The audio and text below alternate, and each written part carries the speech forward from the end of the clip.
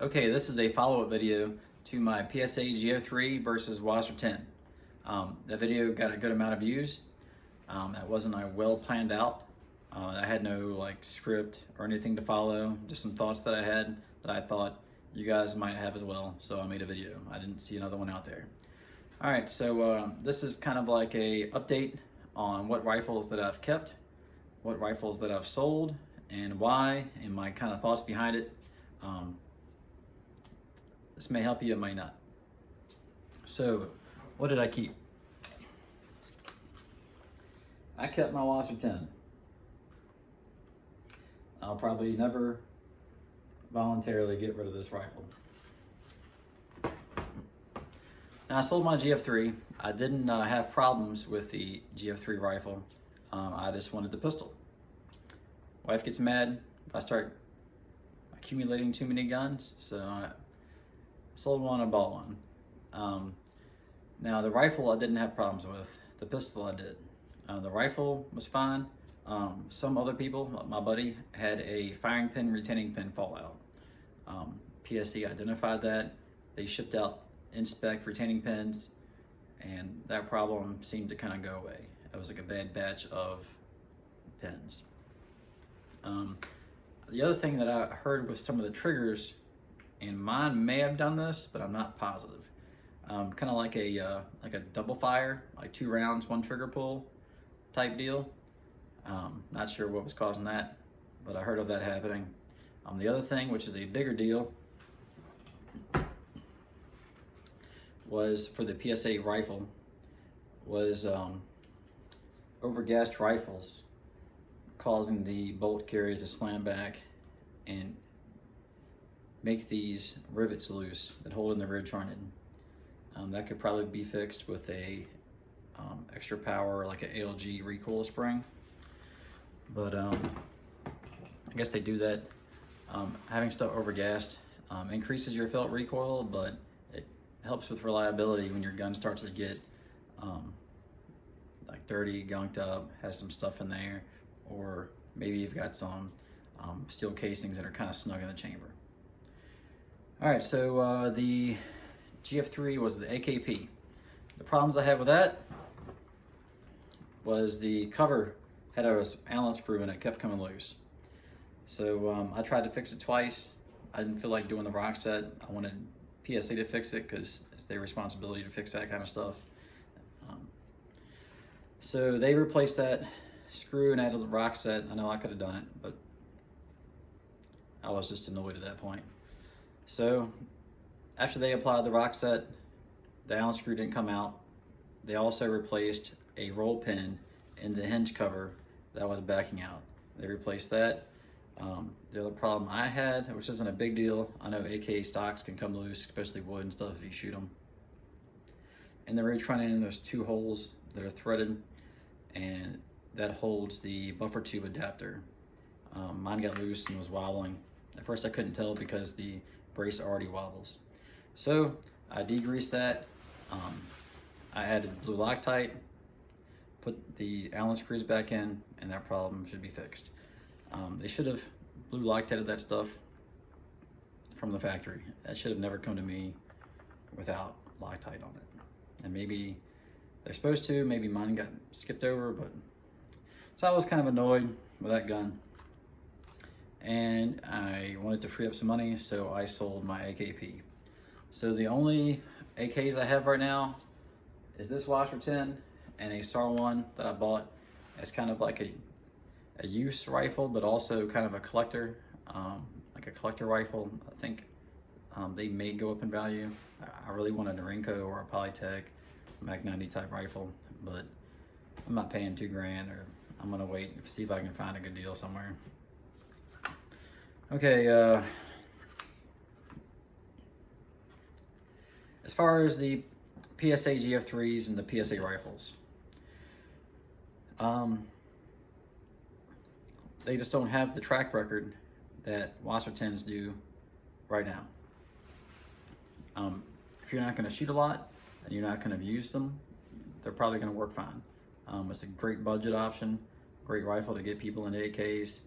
But if you want a go-to-war rifle or a rifle you can abuse and it's going to keep working for you, you know, I think these have a proven enough track record that I would probably go with the WASR. I'm not saying don't buy from PSA. I think they make good stuff. They have a good customer service department. If you do have a problem, I'm sure that they will fix your rifle under warranty. So I'm not trying to discourage anybody from buying rifles from PSA. That's not my point of this. All right, I'm gonna go over some stuff on this rifle real quick, and then I'm gonna talk about the AK-E. All right, so on this rifle, I'll just start in the back and go to the front. All right, I've got this AK-E sling attachment here with the Blue Force U-loop. These are like $9. Pretty good sling attachments. They kind of will wear on the wire if you have sharp edges. So be aware of that. You can add a link in there, like a little, add a chain link. That will help not wear down your U-loop. Magpul sling. I've got the Midwest Industries side mount for a 30mm red dot. I like these. This has held good for me. This is a primary arms red dot. I know it looks like an aim point, but it is not. I have one aim point on an AR, but not on this. These are my go-to buy in bulk magazines for AKs. It's Bulgarian steel front and rear lock and lug, steel reinforced feed lips. I did a drop test on these. I was really impressed. For 15 bucks, I don't think you could get a better magazine. You know, I'd like to buy, you know, waffle mags. They're like 45 bucks a piece. I'm not gonna buy like 10 of those. I'm sorry. So the only thing I do on these is I dremel these up a little bit. That will make the magazine lock into your rifle a lot easier. It won't hang up on the magazine release little bracket. All right, so it's Magpul MOE. Haven't updated to M-LOK. I don't need to. This rifle's already works fine. This is the Bravo Company reversed grip. I chopped it so that way my mags don't hang up on it. They drop out pretty quick. And let's see, CDM gear. The CDM gear light mount. This is right where I want my light. Far enough away where I don't get NDs with the light, but I can hit it and it will work.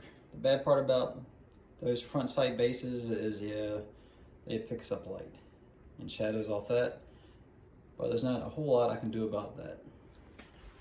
So the CDM gear, I'm guessing it's from the heat from the barrel, but it heats up my Loctite. The vibration makes the Allen screw walk out. I have to keep tightening it. So if somebody could make an M-LOK piece of metal, a bracket that would go up and put this light right there where it's not coming out too far and stays nice and tight to the rifle, that will hold a 1-inch light, that'd be great. Because I'm not trying to put like a whole Surefire setup on this. All right, on the end here, I've got the wire loop, the Blue Force wire loop. This is Streamlight Polytac. And this is the AK-E 3-prong. I'm a fan of flash hiders. I appreciate brakes, but I think I'm gonna stick with some type of flash hider for the most part. All right, went over that. Now the AK-E, the enhanced GF3.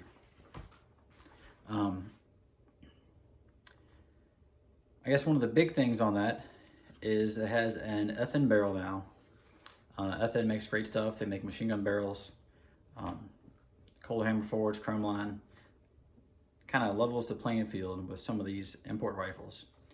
Some of the other things they've done with the AK-E, you get an enhanced safety, so you're not spending 40, 50 bucks after you buy your AK to buy another safety. I think that was a smart move, and I think they're like 24 bucks on their site.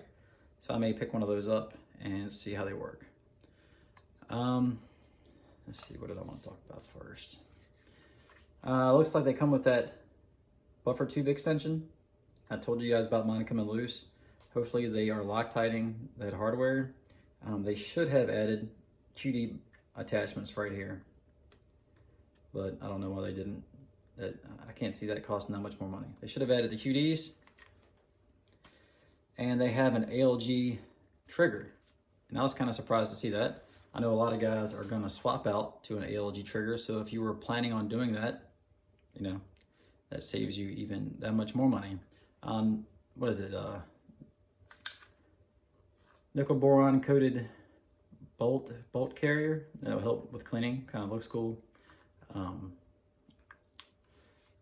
For some reason, their rear sight only goes from 0 to 800.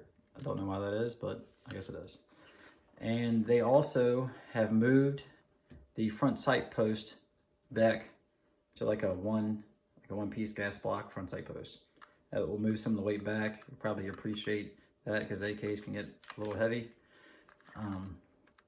The other thing is when they did the muzzle device, from the picture that I saw, there's nothing where you could take it off quickly and swap out muzzle devices.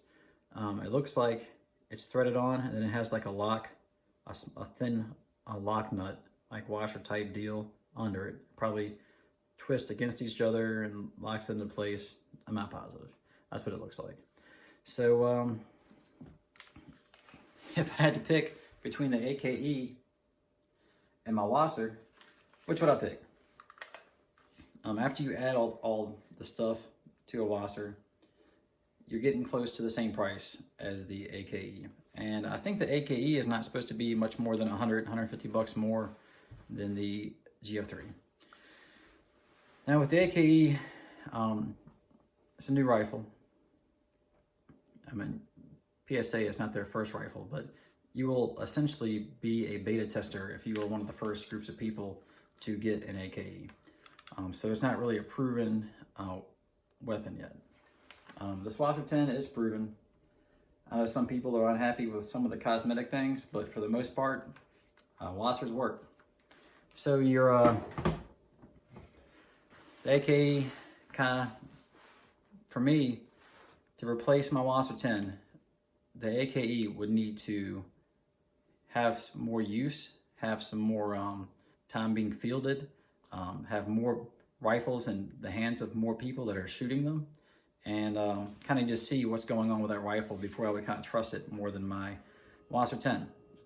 Now, it looks like PSA did a good job of listening to the AK people and kind of making a rifle with what they wanted on it. The rifle looks awesome. I mean, I would like to buy one. I don't have the funds right now to just go buy an AK-E, but the rifle looks cool. It's got cool stuff on it.